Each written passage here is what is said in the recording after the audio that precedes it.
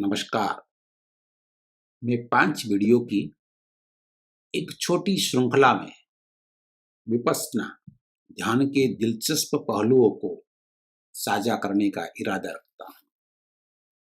आज मैं आपको इसका परिचय बताऊंगा। बाद के वीडियो में मैं इसके व्यावहारिक प्रयोग, परिवर्तन के लिए विपश्यना एक निमंत्रण बुद्ध का और अंत में विपश्यना के रहस्य को साझा करूंगा। विपश्यना पाली शब्द है जो कि संस्कृत शब्द विपश्यना का पाली रूपांतर है। संस्कृत शब्द विपश्यना पश या पश्य धातु से लिया गया है, जिसका अर्थ है देखना, और उपसर्ग वी को एक तीव्रता, एक गहराई देने के लिए जोड़ा जाता है। विपश्यना का मतलब है गौर से देखना, स्पष्ट देखना, सतर्कता से देखना, सजगता से देखना, बोध से देखना। प्राचीन हिंदू ग्रंथों में इसका ब्यौरा विपश्यना के नाम से किया जाता था, और भगवान बुद्ध ने अपनी मुक्ति के लिए इस लुप्त हुई विद्या को पुनः प्रयोजित किया, थोड़ा तराशा, और बाद में इसे तत्कालीन प्रचलित पाली भाषा में विपश्यना के नाम से अपने भिक्षु संघ में भी प्रचारित किया। तो विपश्यना की विपश्यना में बदलाव की यही कहानी है। सांस लेना हमारे जीवन के लिए बहुत आवश्यक और बुनियादी प्रक्रिया है। सांस के बिना हम जीवित नहीं रह सकते। जैसे ही किसी व्यक्ति की सांसें रुक जाती है, हम उस व्यक्ति को मृत घोषित कर देते हैं। इसलिए सांस और जीवन इतने करीबी है कि भारत में हम श्वास को प्राण यानी जीवन कहते हैं, और जीवन और सांस दोनों के लिए एक ही शब्द दिया है, प्राण। प्राण का अर्थ है जीवन शक्ति, जीवंतता, और इसका दूसरा अर्थ भी है श्वास। श्वास प्राण का वाहक है, प्राण संचरण की व्यवस्था है, मार्ग है। जब सांस अंदर जाती है तो इसे पान कहा जाता है, और जब सांस बाहर जाती है तो इसे अपान कहा जाता है। और इस प्रकार हमने श्वास उच्छ्वास के लिए एक शब्द गढ़ा, अनापान, और उसके प्रति सचेत रहने की विधि को संस्कृत में अनापान स्मृति कहते हैं, और इसे ही पाली भाषा में अनापान सती कहा गया है। जब गौतम सिद्धार्थ अपना तपस्वी जीवन जी रहे थे, तब 6 साल की तपस्या के बाद उन्होंने अनापान स्मृति का सहारा लिया। अनापान स्मृति का अभ्यास करके ही गौतम सिद्धार्थ ने सत्य पाया, जीवन का अर्थ पाया, मुक्ति पाने वाले धन्य व्यक्ति के रूप में खिले और भगवान बुद्ध के नाम से जाने गए। यह वही अनापान स्मृति है जिसे बुद्ध अनापान सती कहते हैं। जहां भी बौद्ध शिक्षा का प्रसार हुआ, वहां पूरे एशिया में जन जन में फैल गई। आप कोई भी नाम कहो, विपश्यना या विपश्यना या अनापान स्मृति या अनापान सती, सबका सार सांस के प्रति सचेतन रहना है।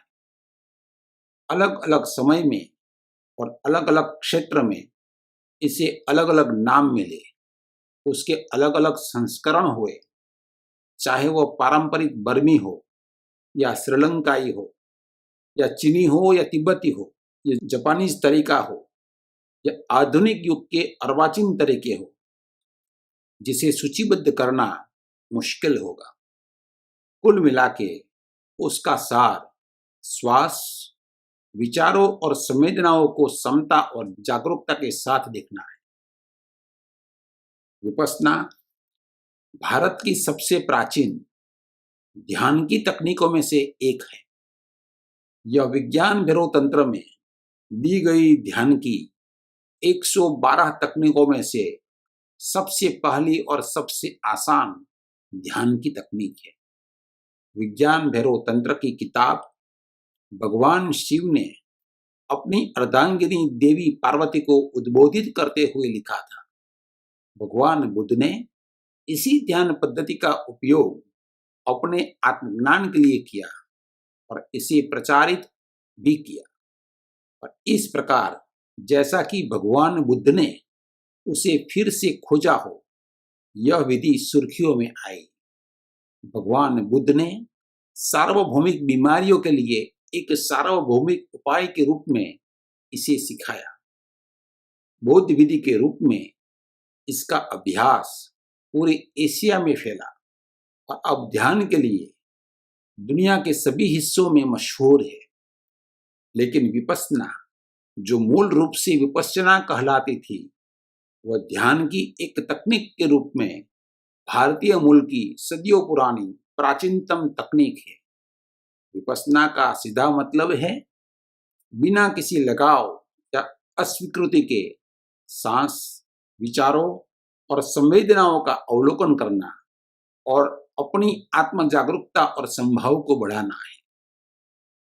विपश्यना को थोड़ा विस्तार से समझे तो नासिका से श्वास अंदर आती है, तब नथुनों में श्वास का स्पर्श महसूस करो।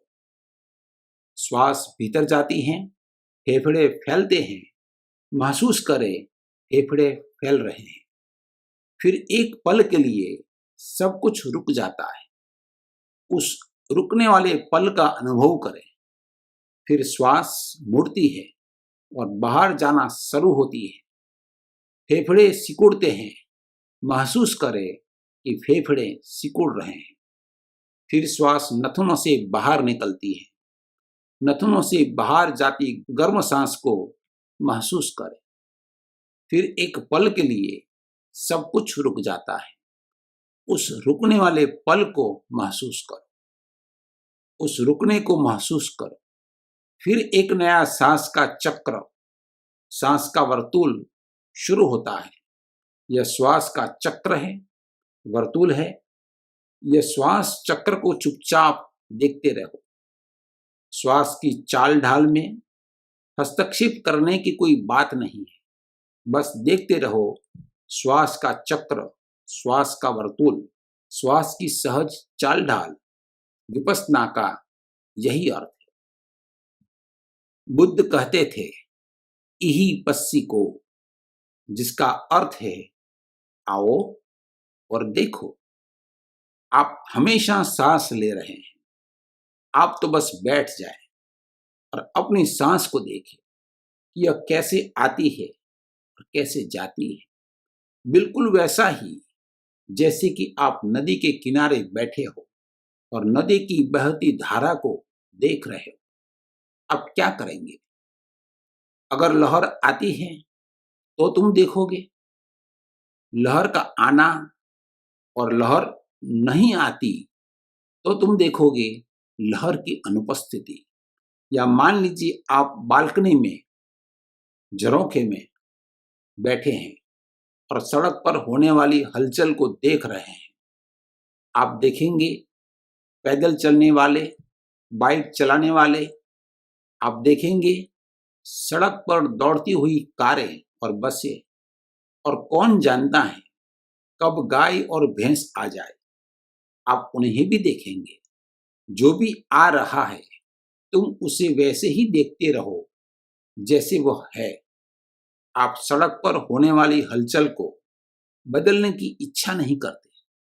नदी की धारा बदलने की आपकी कोई ख्वाहिश नहीं।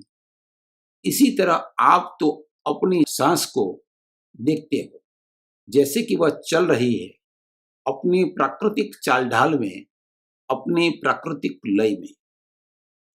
कुछ ही देर में श्वास शांत हो जाती है, क्योंकि देखने में ही शांति है और बिना चुनाव देखने में बड़ी शांति है। कुछ भी करने का कोई सवाल नहीं है।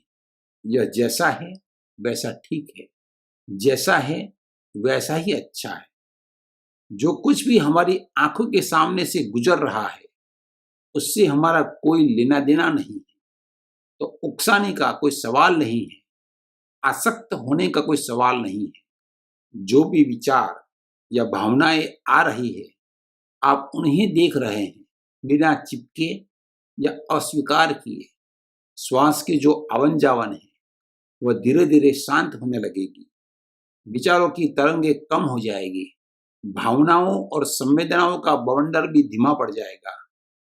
आप अपने आप में सहज शांत, अपने आंतरिक अस्तित्व के साथ विश्रांति में अपने मूल स्वरूप में स्थित होंगे।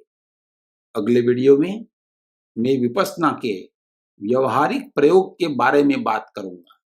सुनने के लिए आपका बहुत बहुत धन्यवाद।